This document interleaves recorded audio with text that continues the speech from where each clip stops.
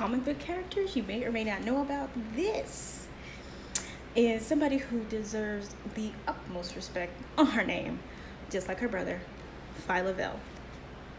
So to start, when Phyla was created, it was a subtle change in the universe when her brother Genus had recreated the universe. Her existence was a change to the new recreated universe, and she was created from Captain Marvel's DNA and Elysius. When Genus was insane, she did fight him as part of the process to help him gain back his sanity. So in order to save Rick Jones's girlfriend, Marlo Chandler, Genus went through time to the point of time where she ended up dying to try to figure out exactly how to save her. Genus tasked his sister with protecting Marlo while he went back to see what caused her death. And while her and Moondragon were protecting Marlo, they were attacked by a being called Magus. So while they foiled the plot for Magus to kidnap Marlo, Genus returned back to Earth 616 and let them know that they stopped Magus from basically existing in the future, but he didn't tell his sister exactly how he did that. And sometime after that, she attended the trial of Star Fox. So during the Annihilus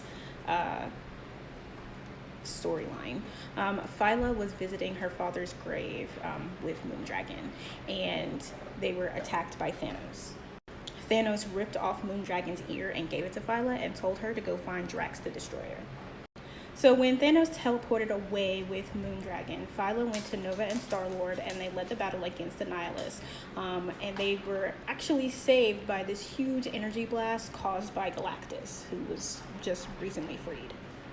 The blast only left Annihilus, Star-Lord, Nova, and Phyla alive, and the resulting fight, she was able to get the quantum bands away from Annihilus, which weakened him, and they were able to defeat him. She was then united with Moondragon again and decided that she needed to become the new Quasar. During Annihilus conquest, she was seen on Lamentis with Moondragon, who is now her lover, helping rebuild that planet. They were then attacked by a Kree sentry when Phalanx took over the war net. So Phyla was the first one to discover that the Kree Empire was cut off from the rest of the galaxy, and she assumed a voice was coming from the quantum bands that she had on that was telling her to find the Deliverer, find the Redeemer. So along with Moondragon, she decided to follow the voices inside of the quantum bands and look for whoever this Redeemer is supposed to be. So during this journey, they ended up fighting against the super adaptoid, and she started to learn how to control the power in her quantum bands, as well as learning a lot about Moondragon's history. And in order to defeat them, Moondragon turned into an actual dragon of the moon to help protect her. So the savior they were looking for, they tracked them to Morag 4, and they realized that Super Adaptoid and Phalanx had actually gotten there first. She ended up exhausting the power of her quantum bands when the Super Adaptoid tried to assimilate the savior, and she had to choose between saving the savior or saving the people of Morag 4, and she exhausted her quantum bands by saving the people of Morag 4. The savior, of course, turned out to be Adam Warlock, and the voices inside of her quantum bands actually was Kree Supreme Intelligence, who figured that Adam Warlock was the savior for saving the Kree Empire.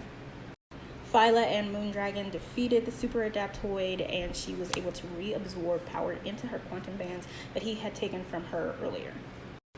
So as I said, Warlock was the savior that the Supreme Intelligence was telling Phyla to go find, and his cocoon, he was like re-emerging from a cocoon. His cocoon was damaged, and when he emerged, he was younger than he was supposed to be due to him prematurely coming out of the cocoon, and he was mentally damaged. So, Moondragon, who is a telepath, by the way, and the Supreme Intelligence tried to soothe Adam Warlock's mind, but he was still damaged despite all of that. And he didn't feel like the fight with the Phalanx was his fight until the Phalanx tried to come capture him, and he sped them away to the lair of the High Evolutionary. So when they got to the High Evolutionary, he explained that the Supreme Intelligence hired him to create Kree beings when the Annihilation War had started. And Phyla figured that the person they were actually looking for was the High Evolutionary himself. Unfortunately, the Sanctuary was attacked in the middle of this conversation by the Phalanx, and their leader, Ultron, killed Moondragon. Rightfully so. Phyla was frantic and wanted the High Evolutionary to try to heal Moondragon, but because she was in her dragon form, it was something that was completely unfamiliar to him, and he could. So in retaliation, of course, she tried to kill Ultron, but she used up all of the energy in her quantum bands. The High Evolutionary caused the sun that they were stationed by to go supernova, and Adam Warlock escaped with them. They made their way to Hala so that they could retrieve the Kree army, and Phyla was like devastated by Moondragon's death, of course, and she became even more pessimistic when her quantum sword broke against one of the Phalanx drones. And of course, Adam was pissed off at her for acting like this and told her that basically she's disgracing her father acting like this.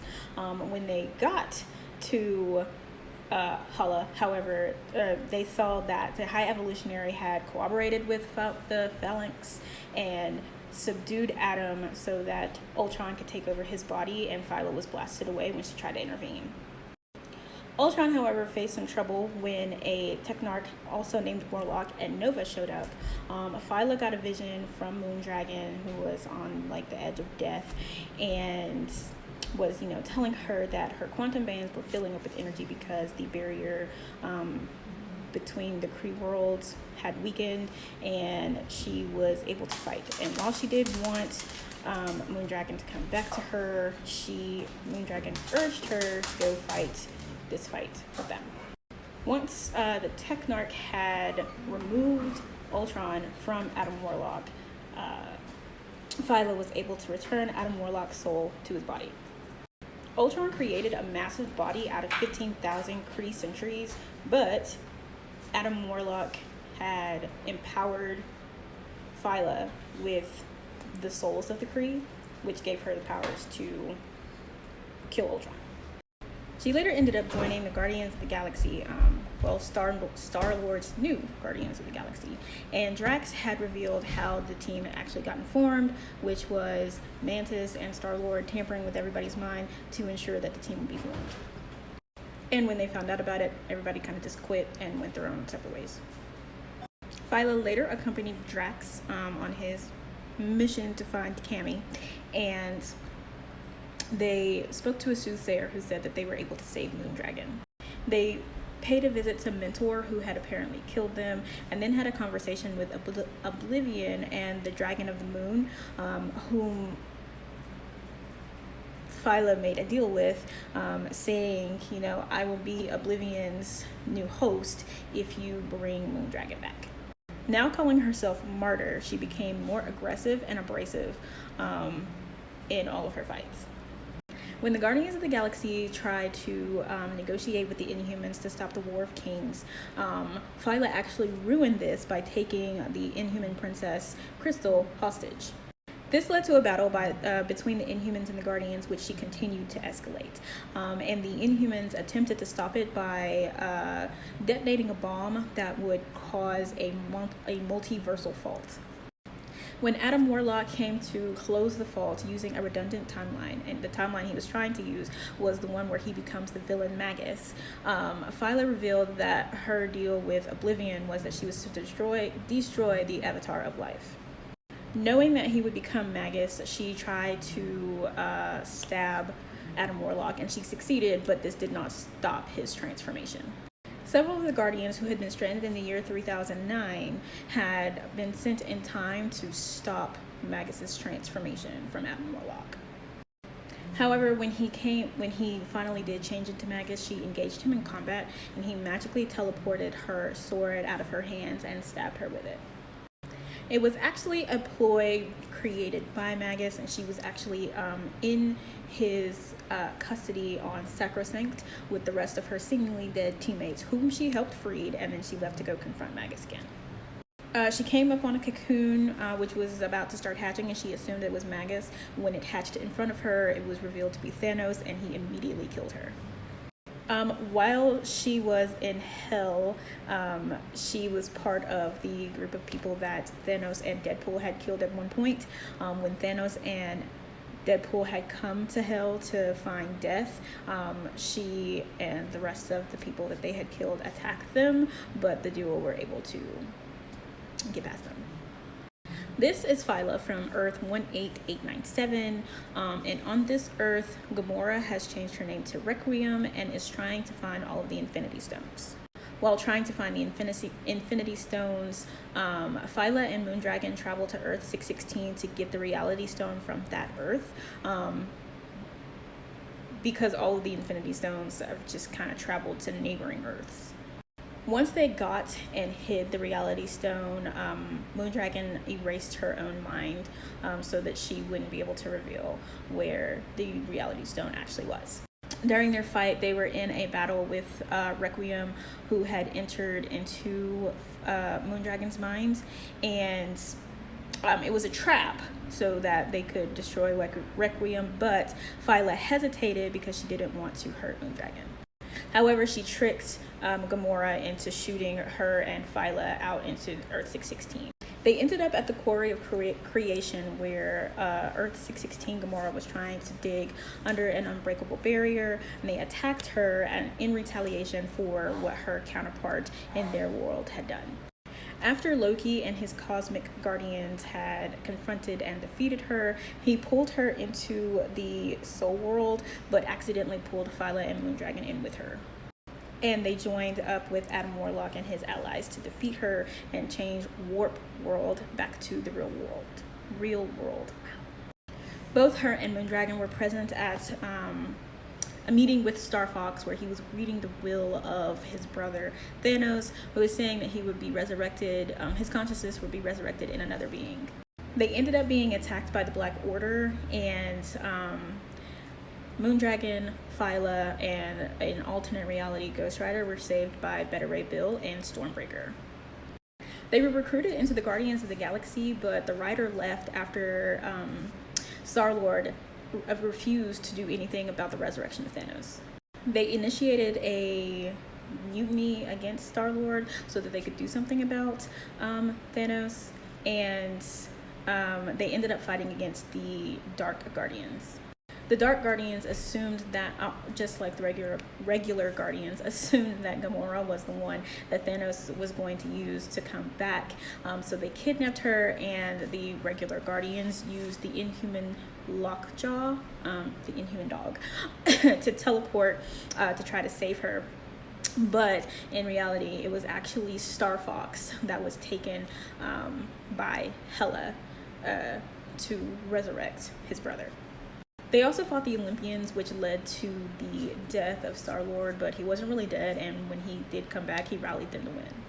Like her brother, Phyla has a wide range of abilities. She has superhumanoid strength, ability, speed, and agility, speed, and durability. She also has self-sustenance. She has flight, energy locking, and cosmic awareness. She has quantum and negative zone force manipulation. She has blast wave emission, construct creation, force field manipulation, and she's the avatar of Oblivion. And that is Phyla. They definitely need to bring her back. Alternate universe Phyla is in a Marvel storyline right now. But once that gets updated, I'll update you guys. But for right now, that is Phyla-Vell.